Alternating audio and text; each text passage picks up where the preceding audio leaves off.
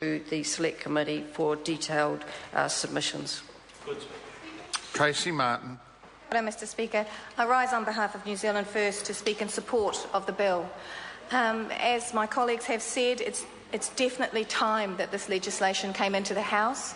As the chairman of the board of Mahurangi College, on a daily basis we would deal with students who are bullied or traumatised. And I think what we probably realise, many of us adults now realise, and I believe, as Kate Wilkinson said, if the young people come and speak to the Select Committee, what is so awful about this type of bullying is there is no escape from it. It follows these young people into their home. It follows them, and they fear opening their Gmail account or their Hotmail account. They fear looking at their phone when there is a text message. They fear all the time. And I wonder whether one of the questions, we have several questions that we hope will be fleshed out during the period of time that this bill is in Select Committee.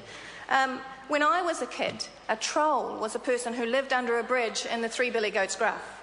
Now, trolling is something that happens today during Twitter or other accounts, and for those New Zealanders out there like me or my mum who don't know what I'm talking about, that's where no matter what you post online, somebody decides they're going to say something negative about it. There will never be a good comment from a troll on Twitter. And it will be interesting to know whether that will actually, in the end of the day, be considered harm under this bill. Does a person have the right to tweet on an account or post on a Facebook or whatever and have the right to not be harassed in that way? It's similar. It's basically digital stalking. So we do believe that this is time for the bill, and we commend the Minister for bringing the bill to the House. We note with point 8 in the regulatory impact statement that it has got there a definition: harmful digital communications, cyberbullying and digital harassment can take a variety of forms, including emails, texts, phone messages, blog sites, forums and social media sites like Facebook and Twitter. These mediums can be used to intimidate, spread damaging or degrading rumours, publish invasive and distressing photographs and harass people. And I guess New Zealand First would see it as addressing what we call the invisible man theory. If human beings don't think they can be seen, if they don't think they can be caught, there are levels that they will go to that they won't go to if they are looking a person in the eye or if somebody can see them take these actions. And we need to send a very clear message, not just to those who are currently using this environment for harassment, but actually to all young people and all people using these social media. This is a public forum. Somewhere, somebody can see what you post and when you post it. And I think selfies and things like that have been used, where people have been caught out, taking a photo and sending it for a moment and then thinking it goes away.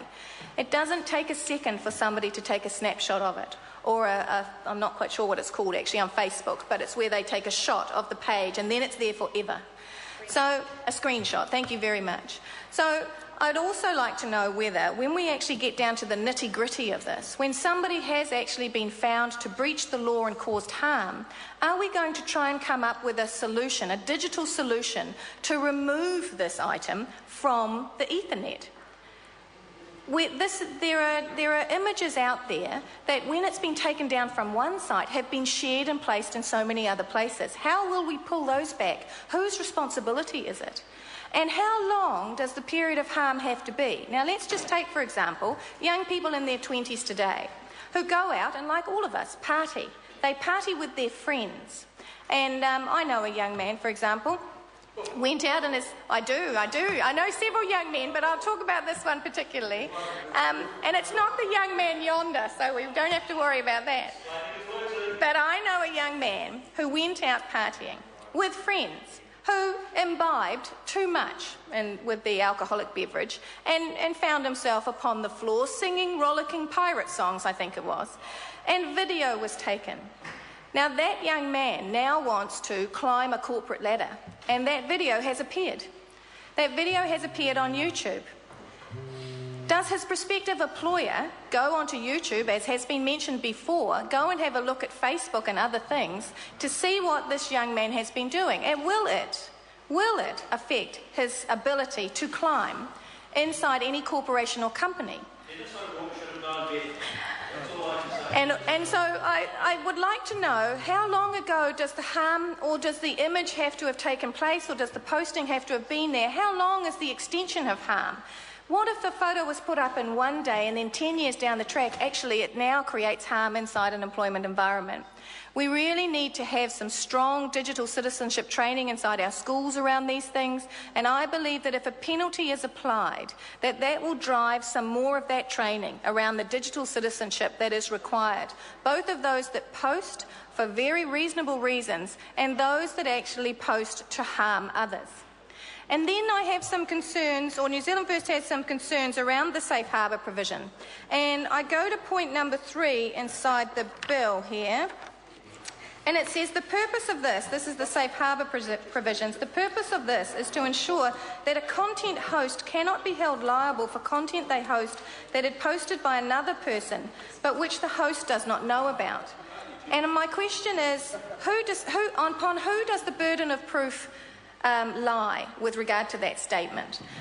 Is it the victim that actually now needs to actually prove that the host knew, that they were aware that this posting was up there, that they didn't remove it when they had the abilities to do so? And would a 12-year-old and a 13-year-old be able to do that? Is this workable for a 12-year-old and a 13-year-old? Because they are among many of the victims that I see. So those are questions we'd like to have. And I'm a little bit concerned by Gareth Hughes' comments around that the internet itself is it's just an enabler. It sounds a little bit to me like the gun lobby in the States argument that actually it's not guns that kill people, it's people with guns. And there is a responsibility on the hosting agency. There is a responsibility on those people who carry those sites. And we have concerns. If we recognise, for example, that this is actually a problem, then why do we say that this doesn't have to be mandatory? There's a section in the bill where the server themselves, while not a mandatory authority, this would have significant persuasive powers in relation to website hosts or ISPs operating outside New Zealand jurisdiction. We run into that cross-country jurisdiction issue, and it's going to be something that's going to have to be looked at very carefully, and it's a continuation of what is going to need to be aligned international law around these issues. But if we recognise that this is harmful, why are we placing it on a voluntary basis? Why are we not saying that this needs to be put in place before you can broadcast here? And other governments do that. Other governments make decisions about websites that will or won't come in to their nation. I also just want to highlight another area. It's on page 6 of the bill, and it's around proceedings may be brought in the district court.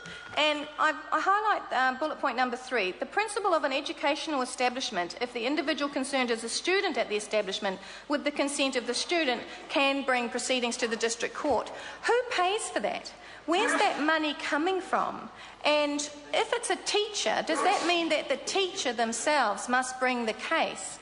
I would argue that the Board of Trustees, as a good employer, has a responsibility towards any teacher who has had damaging information posted about them by students, that they have a responsibility to actually pursue the removal of that material from the internet. And I am aware, I've known students that take their phone cameras into classes, take video of their teachers behind their textbooks, and then put it up for comment from other students and so on and so forth, or grade teachers, etc. And not in a constructive way. Teachers are appraised appropriately, but putting them up on Facebook to let every man and his dog write what they think about them is not appropriate.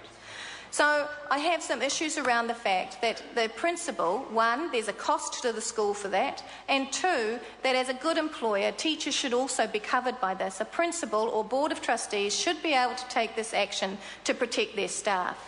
But all in all, it's time for this legislation. New Zealand First will support it, and we look forward to it coming back to the House with some amendments, and we understand that Mr Simpson agrees with us on that, so that's great. And so we support the bill and commend it to the House. Maggie Barry. Mr Speaker, I rise to take a short call on the harmful digital communications bill at its first